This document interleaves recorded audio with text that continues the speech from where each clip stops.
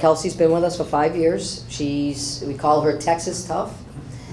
So she hails from Texas. Last year, my nephew, who just got his degree in doctorate in PT today, came down to work in the weight room last year as a volunteer with the strength coaches. He wanted to see what Division I athletics was all about, and he stayed at my house that night, and he's like, "Oh my God, you have this woman on your team that, I think she's from Texas." And I was like, "Oh yeah."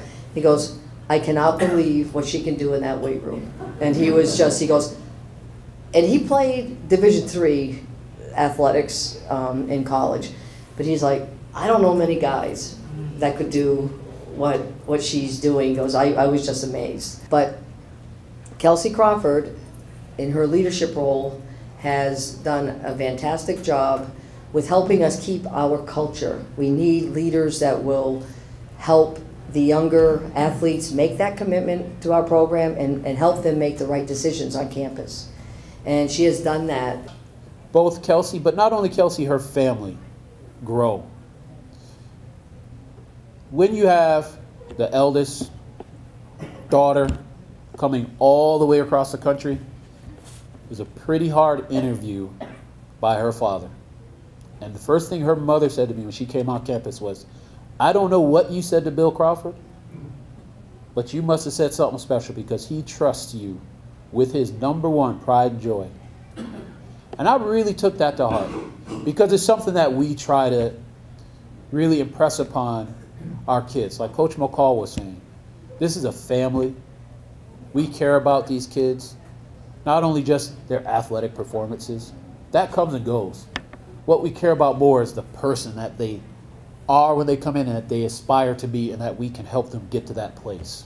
That is the critical part as our roles as coaches and mentors. Well, I had the pleasure of having Kelsey shadow with me or be with me for last spring semester. And she's not only hardworking and smart, she would come every day with a notebook and a pen and sit and ask questions and write things down and then leave and look them up and come back and discuss them. And always on the ball, always hardworking. And just like Coach Jackson said, she's not only so smart in science, now she's going to be getting a master's in computer science as well. And the day will come when she will be Dr. Kelsey Crawford and hopefully come back and take my job here, which I really think we will and can.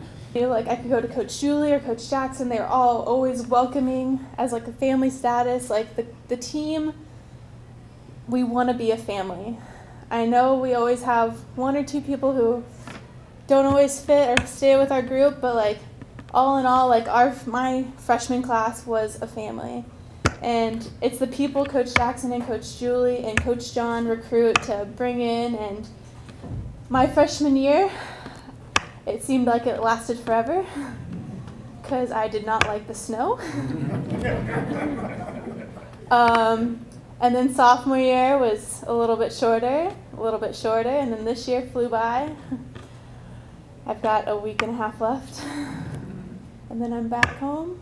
But, I mean, I literally, Coach Jackson, Coach Julie, and Dr. Uzier, thank you so much for giving me the opportunity to shadow you. I mean, being a student athlete, it's hard to get internships when you're always dedicated to your sport year after year, season after season, and he gave me the opportunity to figure something out and do an internship during the fall where I was able to still compete and practice, and it was odd hours, so it was an opportunity, and I'd like to thank you for that and thank all of you guys for supporting us throughout the entire season and throughout the entire year. We couldn't do what we do without you guys supporting us, and just... What a wrestler are you? And he said, well, I'm pretty good. He said, I finished second last year. And I said, well, you know, which meet was that? You know, was it that old Brockton High School, New Bedford rivalry meet? That would be big. He said, no, it wasn't that one. I said, it was the state meet? No, he said, I won the state meet. And I said, well, what meet did you finish second in? He said, the Nationals. And I went, holy Jesus. So I said, I think I'm going to move this kid up my recruiting list a little bit from the middle class up into the upper echelon. He's a guy who's is paid a bigger price for, how would you say it, physically and mentally preparing himself for the future based on where he started as a freshman 4 years ago. So I'm going to be afraid to say goodbye someday to him, but I'm going to be really, really happy to be able to introduce you to Paulo Tavares. Teaching a class of seniors, you don't have any opportunity to recruit them into your lab.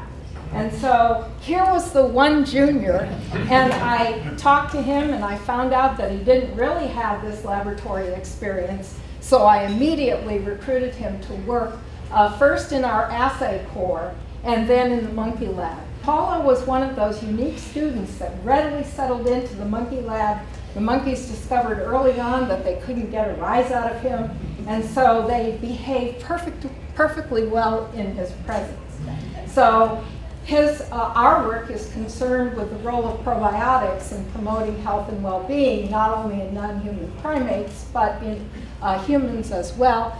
And he has contributed enormously to that work. My first 2 semesters were probably the roughest, with like, I don't know, 3 7s. I know that's like good for most people, but for me now it's like a lower standard. But I showed you the bar has risen. But they helped me learn how to study to get up to the 3 9s and then the 4 0s eventually. And I've noticed that as I've progressed academically, I have as well athletically. And I think they go hand in hand to show that you raise the bar and you don't accept mediocrity anymore, but you accept just greatness. To finish off, the whole time at UMass, I always remember the mayor saying, you'll make the most of UMass, but I think at the end of the day, I realized that UMass made the most out of me. So I want to say thank you to UMass and everything. All right,